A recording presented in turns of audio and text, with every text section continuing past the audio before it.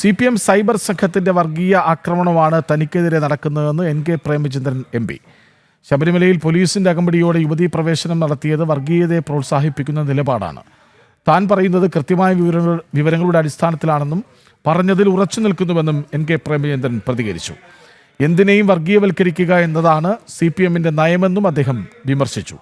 പൊറോട്ടയും ബീഫും നൽകി രഹന ഫാത്തിമയെയും ബിന്ദു അമ്മിണിയെയും ശബരിമലയിൽ എത്തിച്ച പിണറായി സർക്കാർ വിശ്വാസത്തെ വികലമാക്കിയെന്നായിരുന്നു NK പ്രേമചന്ദ്രന്റെ പ്രസ്താവന.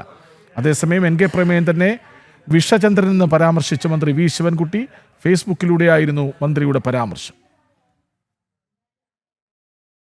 കഴിഞ്ഞ ദിവസം പന്തളത്ത് നടന്ന വിശ്വാസ സംഗമത്തിൽ സംബന്ധിച്ചുകൊണ്ട് ഞാൻ സംസാരിച്ചപ്പോൾ അടിവരയിട്ട് ഞാൻ പറഞ്ഞു, കനകദുർഗയ്ക്കും ബിന്ദു അമ്മിണിക്കും പൊറോട്ടയും ബീഫും ആവശ്യപ്പെട്ടപ്പോൾ അത് വാങ്ങിക്കൊടുത്ത് അതിനുശേഷമാണ് പോലീസ് വാനിൽ ആരും കാണാതെ, കാരണം വൻപിച്ച പ്രക്ഷോഭം നടക്കുമ്പോൾ, പ്രതിഷേധം നടക്കുമ്പോൾ ആരും കാണാതെ വാഹനത്തിൽ കിടത്തി പമ്പയിൽ കൊണ്ടുവന്നതിന് ശേഷം മല ചവിട്ടാൻ കൊണ്ടുപോയത്.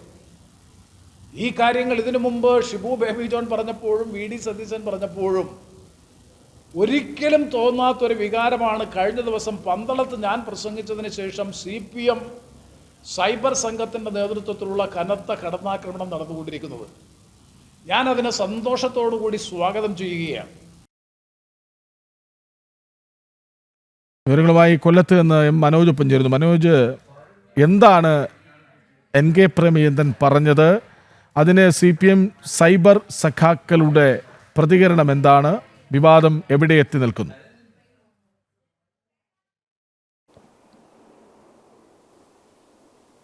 കൃഷ്ണരാജ്, കഴിഞ്ഞ ദിവസമാണ് ഇക്കാര്യം അദ്ദേഹം, അതായത് ഈ കോൺഗ്രസിൻ്റെ നേതൃത്വത്തിൽ നടക്കുന്ന വിശ്വാസ സംഗമത്തിൽ പന്തളത്ത് വെച്ചായിരുന്നു ഈ ഒരു കാര്യം അവിടെ വ്യക്തമാക്കിയത്. അതായത് 2018 ഈ ശബരിമലയുമായി ബന്ധപ്പെട്ട ഈ സ്ത്രീ പ്രവേശന ഉത്തരവ് വരുന്നത്.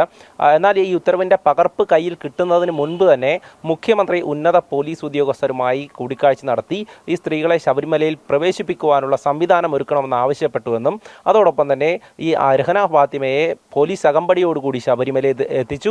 അതോടൊപ്പം ബിന്ദു അമ്മിണിയെയും കനകദുർഗയെയും കോട്ടയത്ത് എത്തിച്ച് അവിടെ പോലീസ് ക്ലബ്ബിലോ അല്ലെങ്കിൽ ഗസ്റ്റ് ഹൗസിലോ എത്തിച്ചുകൊണ്ട് അവർ ആവശ്യപ്പെട്ടതനുസരിച്ച് പൊറോട്ടയും ബീഫും വാങ്ങി നൽകിയ ശേഷമാണ് ശബരിമലയിലേക്ക് പോലീസ് വാനിൽ കിടത്തിക്കൊണ്ടുവന്നത്. അതായത് ഈ പ്രക്ഷോഭങ്ങളൊക്കെ നടക്കുന്ന സമയം ആരും കാണാതെ അവരെ പോലീസ് സംരക്ഷണയിൽ ശബരിമലയിലേക്ക് എത്തിച്ച് വിശ്വാസത്തെ വികലമാക്കി എന്നുള്ള കാര്യം തന്നെയാണ് NK പ്രേമചന്ദ്രൻ പറഞ്ഞത്. അത് ഇന്ന് വീണ്ടും അദ്ദേഹം ആവർത്തിച്ചു പറയുന്നുണ്ട്.